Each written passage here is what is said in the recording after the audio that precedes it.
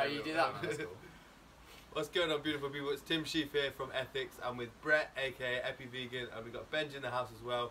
In the last video, I asked you guys to hit us with your questions for RAWGUST. It's coming very soon, and we want to give you as much help whilst having fun at the same time. So we've been a bit quiet lately, but we're just making sure we know what's going on with it.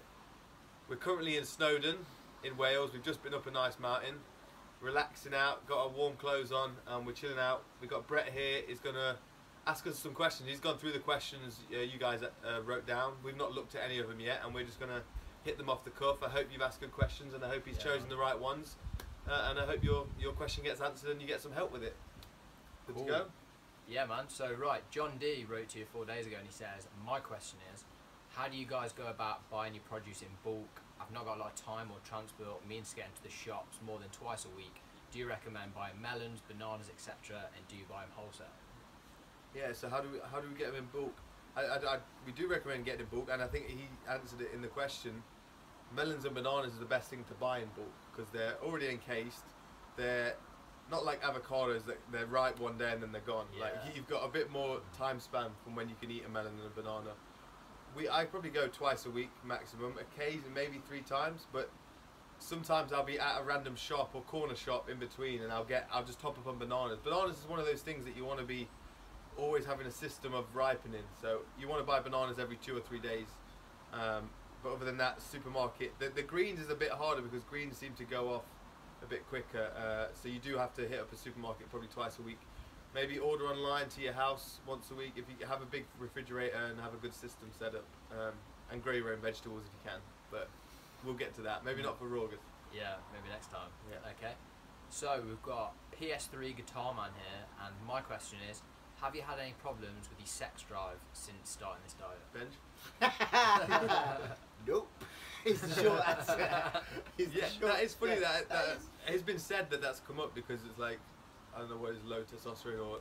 I remember Michael Arnstein saying he had no sex drive, and his wife actually was the one saying about it more than him. Victoria, shout out Victoria Arnstein, very open about it. But saying he had no sex drive, and then she made him eat avocados, and he ate avocados, and his sex drive came back. So the sex drive seemed to be linked to the fats, whereas my sex drive seems to be linked to being around the right girl or not. I think diet can play a part, maybe, but if you're motivated, you're motivated, man. If you're in a good relationship and you're doing the right things and you're experiencing things together, then I don't think sex is a factor with it. And if anything, I'm more in control of my sex drive in a good way. You know, sure. I'm not. Sure. You know, I'm not masturbating like I used to, and it may be linked to RAWGUST, and it may be other things. But there's actually, since I've been raw for 3 months, I've definitely had the best stint of my life of no fat. Okay. Straight up. That's cool. Yeah, straight up. I think, yeah. And I think OGs like Dr. Sebi touch on it and say that raw foods cure things like erectile dysfunction and stuff like that. Yeah. So, you know, I don't think... Watermelon's an aphrodisiac. Opens your blood vessels, gives you an easier erection. Really? Yeah, it's a big one, man. Watermelons. Get on it for RAWGUST. Yeah, man. Okay, so you've got Raw Foodria, and she says, hey guys, I could really do some raw savoury snack ideas. Vegan crisps and hummus are now a daily indulgence. Yeah. I'm eating them as we speak, and it's 9:30 AM. Bearing in mind, I don't have a dehydrator, so what would you kind of recommend for snacks on raw? Yeah, carrot sticks and tahini. That's sort of like that's the transition over. You can get raw tahini, dates and nut butters. Try and get a raw nut butter. Make your own nut butters. Dates and that seems to work really well. Cucumbers are great. Cucumbers, yeah, you can make nice little or celery sticks with some nut butter and raisins. Yeah, dates and nuts. You can make really good nut balls, right? We need to do them. We'll do a recipe of them. Yeah, man, we'll do some nut balls. Nut balls. Yeah, nuts. What is literally nuts, dates, and like you can put like a mint or some cacao or something like that. Food processor, and then mash it together. Yeah, I think that seems to work. I put Brazil nuts in dates and then crunch that. That's always good. It's good, man. Okay, so Eternal Sunshine's asked a really cool question, and it's a deep one. How do you explain to your ex, who you co-parent a 4 and 6-year-old daughter with, that vegan is how you should eat, and they're interested in RAWGUST, but how do you put that message over? Yeah. you have to find something, find a way that they'll be interested. So don't, whatever worked for you, you can't just go, watch this, I watched it, it changed my life. Like find if they like to read, find a book like Dr. Greger, How Not to Die, or if they like to watch Netflix, watch What the Health, or if they like to watch a documentary with a program with the kid, there's that movie Okja, maybe, you know, that's like a Disney type story type, you know. Find the right in, think and be mindful about it, consider who that person is and what might work for them. And I think that's good advice that I could take myself for sure as well. Yeah. Yeah. Cool. Yeah, I would say that. Yeah, it's common ground. How did you? Ben's mum went vegan. How did you? My mum went. I challenged her to do veganuary. There you go. And she never looked back. Yeah. But that is. And sometimes it means not expecting the 100% from them. So don't, maybe they do vegetarian annuary, you know, or they do raw till August. Not forcing them to go all in, because they might not be as excited as you, and if they're not as excited, they won't be as motivated to go 100%. So meet them where they're willing to meet you. Yeah. Be okay with that. Yeah. That's cool. Okay, so Jamsong said, can you ask them about some raw meal ideas to take to work for lunch? They're keen on going fully raw, but they need something practical that they can take to work every day. Yeah, watermelon. Big salad. Get your zucchini noodles. Ben, you went to work every day. Yeah. What are you saying? Yeah, I was at work every day. This is a little hack. I'm probably going to do in a video somewhere. But stir fries. Bagged stir fries. Oh, yeah. Is good to go. Yeah. Full of your raw Supermarket, you can buy So pre-packed bag of stir like fry. a pound. Yeah. So one of them, bag of spinach and an avocado, is like a £3 massive salad. And then some apple cider vinegar if you want some dressing, or lemon, whatever you want to do for that. But yeah, that's super cool. easy. That's cool. Okay, so my question is, why do some people promote eating more raw foods but not as many raw vegetables? What's the difference? Is it not beneficial to eat greens like spinach and kale, etc., as they're high in iron and calcium content? What do you think of this? That's from Flo Riley. Yeah, I think the thing when it comes to fruit, if you get really spiritual and into it, it seems like fruit is the most karma-free food, because with vegetables you're killing the plant, whereas the fruit is like a gift from the plant. It doesn't kill the plant at all. So I think that is often the angle. As you get more into the raw foods, there becomes a more spiritual edge to the whole thing, and you start to see chopped trees as sad things, kind of thing. We saw a chopped tree the other day, and we felt it was bad for the chopped tree. As like, how, you know, vegan or fruitarian can you get? But I don't know if that's sort of the angle. Some of the foods that say like broccoli and carrots, you get more of the beta carotene and the other things from them when you cook them, but then maybe we're not supposed to eat them. We have this assumption that just because it's a fruit and vegetable, as vegans we still arrogantly think that everything that's a fruit or vegetable is for us. Yeah. And maybe it's not just all for us, so but at the same time you have to respect the diet that you've come from. So I have noticed a difference when I've not eaten as many greens, and when I got cuts at the side of my mouth, and then I opened my green intake and they went away. I was also had different things with sleep, so I can never identify and be true like this is the issue, but I got back on spirulina, I got the greens in, and a couple of raw foodists have really stressed to me, make sure you are eating greens, Tim. And so for now I've done that. Maybe in the future if I do some fasting and my body can adapt and it may not need the greens as much, but for now I think get the greens in, yeah.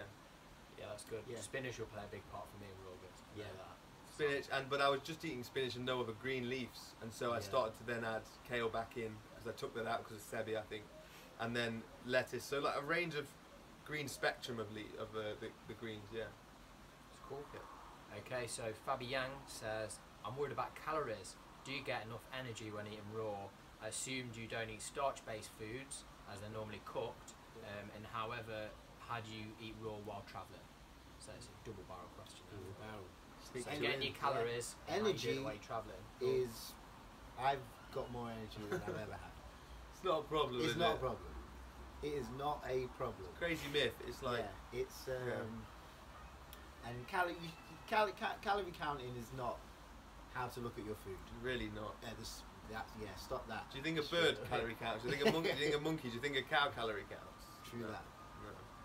That's it. Just do it day to day. See how you feel. Make sure you bang in the melon, bang in the food, but eat when you're hungry. And Yeah. when you're hungry, eat. Be prepared to eat big portions until you're really full. Like that. That's all I can say. Yeah. Yeah. Yeah, for sure. It's good, man. Abby Foster says, have you got any tips for going raw on a tight budget? Yeah, I think bananas would be a big part in that Yeah. one. Yeah. if you buy bulk, if you can get your corner shop, or maybe a supermarket will help you out. I've not really spoke to ours yet. If they can buy you a box on a bit of a cheap fly, that's the best way to do it. When I was in London, we were able to get boxes for £12.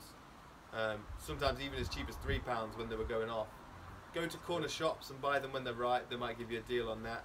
You can get the little packets of them. On a budget, don't worry about organic too much, but just make sure you're washing it. I guess it's cheaper to wash non-organic than it is to buy organic. Of course, there's other factors involved. But yeah, and then try and get big melons from corner shops because you get a better deal than at the supermarket, I think. Yeah, it's good. Yeah, and things like the little stir fry that I mentioned earlier, little things The like stir that. fry's a good one, yeah. Little tricks, great for a budget. Bulk buy-in, yeah, finding food when it's about to go off will help. Did they say and travelling as well? How do you roll? Yeah, travelling. We'll find out. I've only done a few trips. You just have to be prepared. Always pack fruit, man. Like I said in the previous video. I mean, this weekend we just did a big fruit shop on Yeah. our way, didn't we? We did, And yeah. We got it in like that. Yeah. Yeah, Dates. well, yeah, travelling. You say travelling, but we're in Wales now and we're doing alright. Yeah. Yeah. So Dates not and been to nuts. the When you shops, say travelling, if it's like the moments when you're on the move, on the trains and the planes and the automobiles, dates and nuts and seeds and raisins for now. And easy peeler oranges. So Phil Hawford says he really wants to join in RAWGUST, but he wants some ideas on how he can get the right foods for his 2 under 3-year-olds. He's got 2 active little boys, and he wants to make sure they get all the nutrients. And it can be hard for tiny ones to chew through all the raw veg sometimes. So Yeah. you got any thoughts on how he manages that? Yeah, I can't claim to be an expert, and I don't want to be telling you what to do with your kids at this stage. I'm still fairly new to it, so please go out and read some books. The 80-10-10 Diet by Doug Graham, The Raw Cure, Live Food Factor. Please read them because they'll give you more, and I'm not claiming to be an expert in this field. But the kids can eat fruit a lot easier than they can eat greens, and I think, I don't know, I don't want to make claims, but I feel like they can survive better on fruit, and adults, we seem to need our greens a bit more. Yeah. Well, I think you can get your greens to kids in smoothies. There you go, yeah. Yeah, I think all kids like it. And you can make a greens to smoothie taste Smoothie green. bowls as Yeah. well. Yeah. Look at Ellen Fisher's kid, Elvis.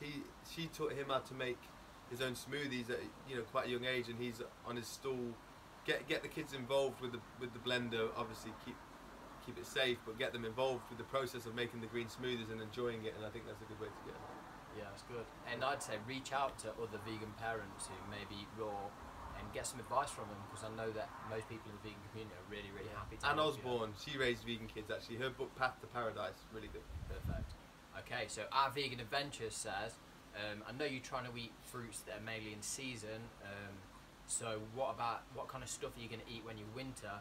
And double barrel, are you raw for life now? Winter will cross it when we come to it. I'm not claiming, like, I do like to eat seasonally, but I'm eating melons and I mean, I guess it's watermelon season now. Bananas are pretty much all year round. In the winter, we might run away to the tropics or something. Yeah, that'd be good. Yeah, but I think that because it seems to become the life, the people that have been doing this long term, it seems to not take them too long before they're always chasing that sun. So maybe that'll be it, and maybe I've got to build a life around that. And if that's the price of feeling better, then so be it. Like, I'm going to continue to keep riding that train of feeling better and feeling better. What was the double barrel? Are you raw for life now? I'm raw for life. No, I'm not going to claim raw for life. Vegan for life. That's on me. Like I say, maybe some sweet potato at Christmas, maybe some steamed kale. I remember when I was vegan, at Christmas, I didn't want to be super stressed. I'd have cheese. Like for first few years of claiming vegan, between Christmas and New Year's, that week, I allowed myself to eat as much cheese and chocolate as I wanted, and this was in like the second or third year, and then I never ate cheese or chocolate again from that moment, because I did the binge. Instead of feeling guilty and like cheating with it, I just smashed it and then moved on. Yeah. And so I've said to Ben, maybe this Christmas, between Christmas and New Year, we'll eat some cooked food. He said that. Yeah. I thought he was crazy when he said that to me, because I was like, he was already raw when he came back, and then he was like, maybe some potatoes, and I was like, okay, maybe after August I'll be back on it. But I feel the same now. Yeah, I feel like maybe at Christmas we'll have some raw food. Yeah, we'll have some cooked food. But yeah, raw for life is a big claim, but vegan for life for sure. Wow, I'm definitely throwing a Christmas dinner for you guys. So Yeah, you have to let me know ahead of time. So I can plan it. Okay, Raw so 364. Raw 364. There we go. Christmas Day. Christmas Day. That'll be our Christmas. Yeah. Okay, so Jason Roney says, RAWGUST, I'm keen. Have you got any kitchen essentials, such as like a Vitamix or a spiralizer? I'd love to get more insight into a UK and Ireland-based fruit and veg kitchen cupboard / produce. Check my top 10 tips, man. I pretty much showed it. It was just Vitamix, spiralizer, chopping board, good knife, good blender. As I said, Vitamix. What else was in there? Maybe a dehydrator. We might get into that stuff and have some fun with that. Peeler, that's like for the courgettes, for the carrots, for, you know, it makes it nice. That's essential in my kitchen. But it's not much. Blender and a knife is all you really need, and then you can get a peeler on top of that. That's my favourite questions, guys. Is it? Top 11 questions? Top 11 questions. Thank you, Brett, man. Thank you guys for watching. We hope this gave you some insight. Check out Brett's channel, Epivegan. As I say, you'll be seeing more of him around with us guys. I hope you're getting ready for RAWGUST. I hope you're excited. I hope you can see, like, we're hyped. We've been buzzing on this, and we want other people to experience it as well. And I think the best way to do it is if we go through it together and we share our experience. So we'll be there throughout RAWGUST. We've got a few, like I say, we're at UK Fruit Festival for the first few days. So we'll be on and off social media. We'll be around, but don't expect us to be like on it constantly, because we've got to live our lives as well. But we will be supporting you, but we're trying to help give you enough excitement for yourself to go and start strong, and we'll ride it out and we'll be there with you along the way. Much love, guys. Thanks, guys. See you soon.